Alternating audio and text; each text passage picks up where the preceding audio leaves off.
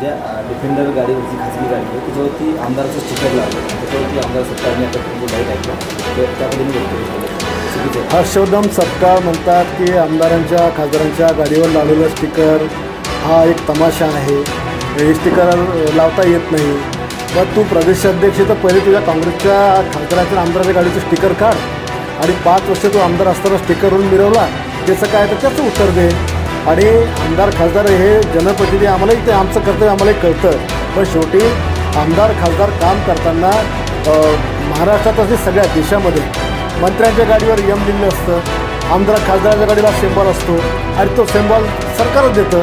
त्याच्यामुळे काय आम्ही सिम्बॉल लावतो तर काही वेगळं करत नाही. पण हा सल्ला असं सरकारने पहिले आपल्या काँग्रेसच्या लोकांना देशभरात दिला पाहिजे. अगदी वर्षाच्या दिल्लीपासून देशात जेवढे आमदार खासदार असतील हे शांतपणे तिकडे शिकवलं पाहिजे.